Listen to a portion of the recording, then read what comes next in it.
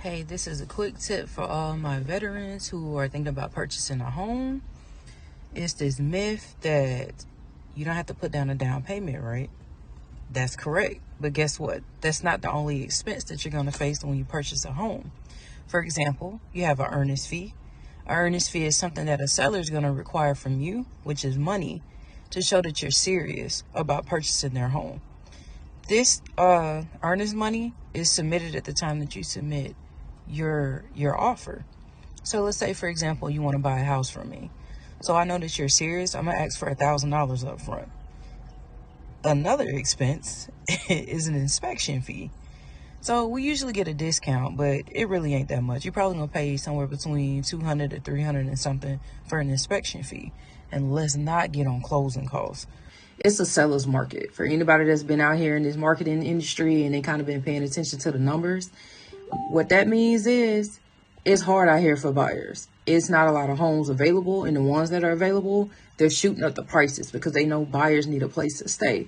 So my advice to anybody that's trying to shop right now in 2022, have your agent do their homework and try to find a seller who has a lot of equity in their home, meaning the difference between the loan amount that they have left on their property and the value of their home. They get that difference. So you're really in the game if you can find somebody who's actually paid off their house and there is no loan. But I mean, if you can't find that, find somebody who has a lot of equity. They have a lot of money that they're going to walk away from at closing. That'll help you as far as the closing costs. Because I know for me, for example, I sold a property last year, December to be exact. I paid my buyer's closing costs only because I knew I had a lot of equity. I had paid down the house. I did refinance, and I regret that. That's a whole nother story. I won't get into that. But I had a good amount of equity. So when I walked away at closing, I knew even if I paid all of closing, I was going to be good financially.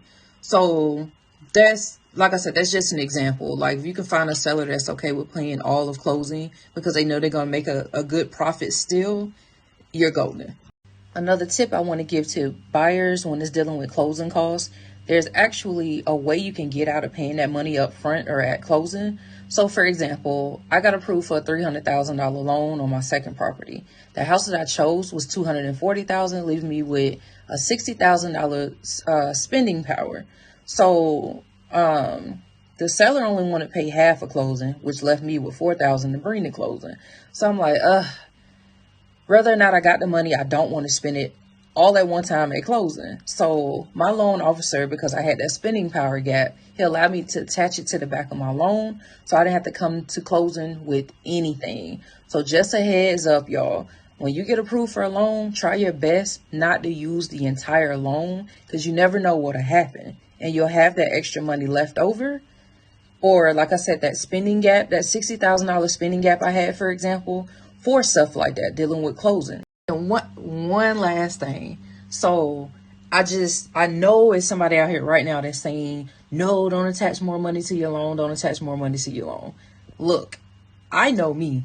I know this house isn't a forever home. My first house, obviously, because I sold it, wasn't my forever home. So trust me, on a 30-year loan, an extra $4,000 isn't going to make that much of a difference. I promise you. And like I said, 9 times out of 10, with it being your first home, it's 2022.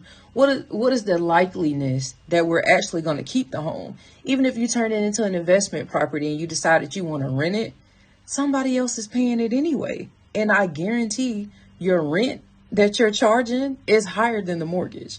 So don't let nobody tell you that's not a good idea to attach a couple thousand to the back of your loan. Hey, real quick, I just want to reiterate on the earnest money that I talked about earlier.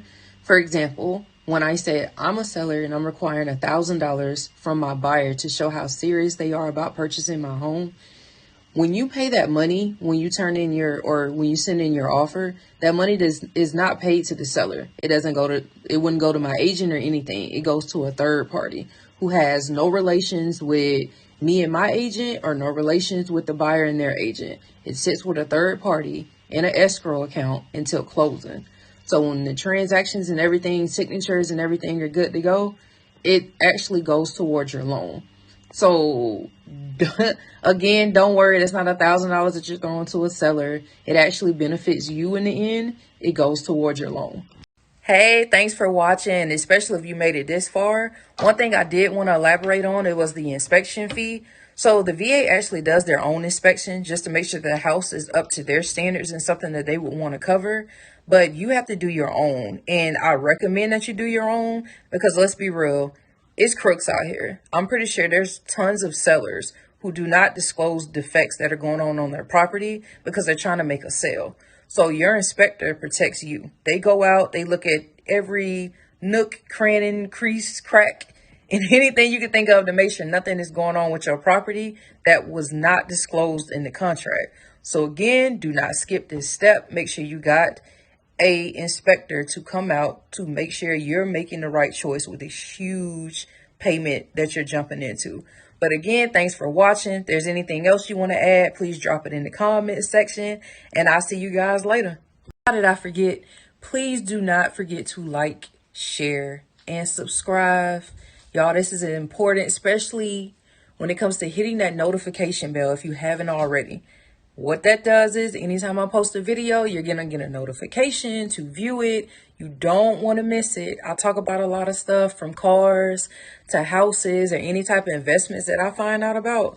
I post it on my YouTube channel. So please, please, again, especially if you're somebody who's looking to jump into investments, but you're not really sure how to start, where to begin, where you need to be financially, whatever the case may be, I do it all here on my YouTube channel. So again, I will see you guys later. Thanks for watching.